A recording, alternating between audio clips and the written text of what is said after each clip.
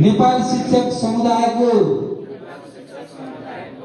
नाममा नेपाल शिक्षक संघको संशोधित विधान 2047 को प्रस्तावना उद्देश्य र मार्गदर्शक सिद्धान्तप्रति पूर्ण ईमानदार र प्रतिबद्ध रही उक्त विधानले मलाई समितिको आफ्नो पद भन्नुहोस् पदको कार्य गर्न प्रदान गरेको काम कर्तव्य र अधिकारको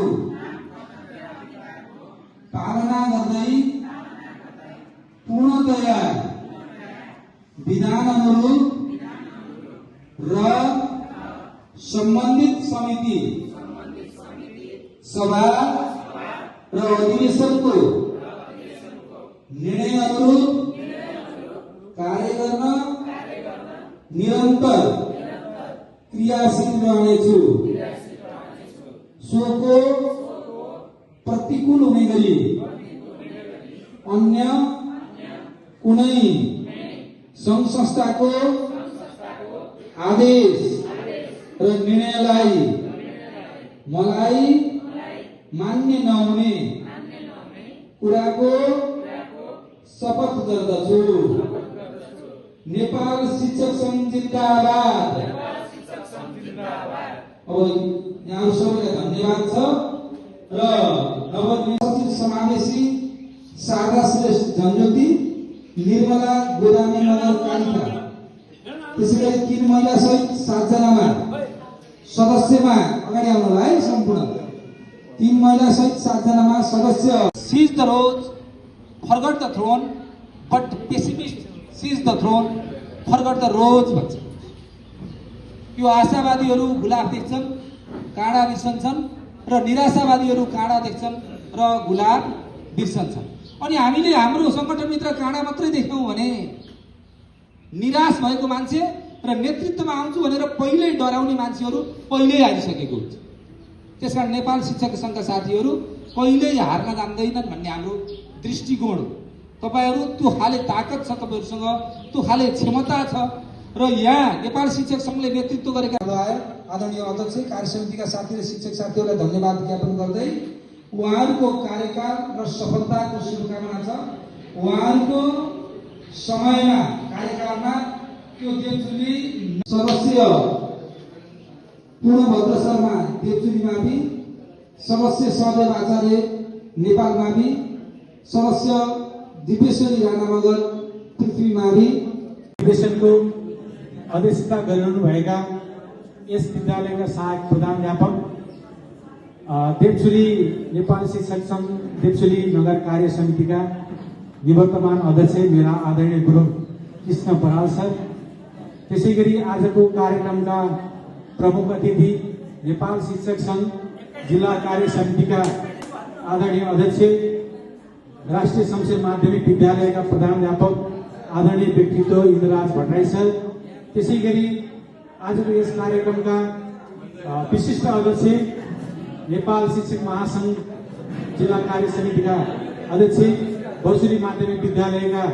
आदरणीय प्रधानाध्यापक चन्द्रदेव तिवारी सर, त्यसैगरी देवचुली माध्यमिक विद्यालयका प्रधानाध्यापक विश्वराज पौडेल सर, बर्सुली माध्यमिक विद्यालयका सहायक प्रधानाध्यापक साथै नेपाल शिक्षक महासंघ देवचुली नगर कार्य समितिका उपाध्यक्ष रुद्र सर, त्यसैगरी सचिव सोम सर, त्यसैगरी सहसचिव मेरा अनन्य मित्र साथै कालिका माध्यमिक विद्यालयका सहायक प्रधानाध्यापक दिप प्रसाद भूषाल सर, कालिका माध्यमिक विद्यालयका प्रधानाध्यापक नवराज घिमिरे सर, साथै मञ्चासीन सम्पूर्ण आदरणीय व्यक्तित्वहरू आज सम्मानित हुने र सेवा नयाँ पेसामा प्रवेश गर्ने साथै यो पेसा छोडेर आफ्नो बाँकी जीवन चाहिँ सफलताको बाटोमा पुर्याउन अघि बढिरहने भएका सम्पूर्ण व्यक्तित्वहरूलाई म हार्दिक धन्यवाद व्यक्त गर्न चाहन्छु र मलाई यो जुन सबैले सर्वसम्मत रूपमा जुन जिम्मेवारी प्रदान गर्नुभएको छ यसको लागि तपाईँहरूलाई हार्दिक आभार पनि व्यक्त गर्न चाहन्छु र आज यो र यसमा आफ्नो पेसाको अधीनभित्र रहेर पेसा मर्यादालाई कायम राख्दै साथीहरूका पीरमर्दालाई बुझ्दै सँगै साथमा रहनेछु भन्ने प्रतिबद्धता पनि व्यक्त गर्न चाहन्छु र तपाईँहरूलाई थोरै पृष्ठभूमि भन्नुपर्दा यो मेरो यो चौथो कार्यकाल हो भन्दा पनि हुन्छ।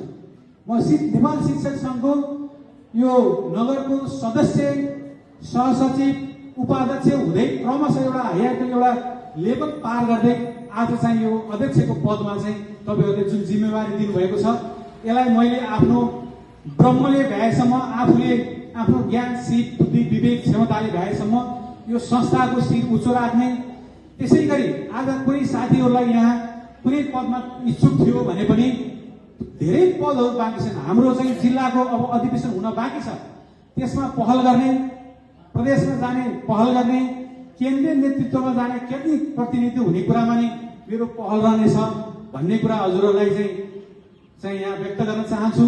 त्यसै गरी यो पुरानो कार्य समितिसँग रहेर गरेको जुन कार्य छ त्यो अनुभवले आगामी यो नयाँ कार्य समितिलाई दोहोऱ्याउने मार्गदर्शन मलाई मिल्नेछ भन्ने आशा र विश्वास व्यक्त गर्दै र छोटो शुभकामना मन्तव्य राख्ने अवसर दिनुभयो। सबै साथीहरू हिँडिसक्नु भएको छ। यहाँ धेरै कुराहरू व्यक्त भइसकेका छन्, धेरै कुरा व्यक्त गर्न जरुरी पनि छैन, सबै कामले व्यक्त गर्ने हो। यो कुरा तपाईँहरूसित अनुरोध गर्दै आफ्नो छोटो शुभकामना मन्तव्य र प्रतिबद्ध यही अन्त्य गर्न चाहन्छु। हस्त धन्यवाद, नमस्कार, जय नेपाल।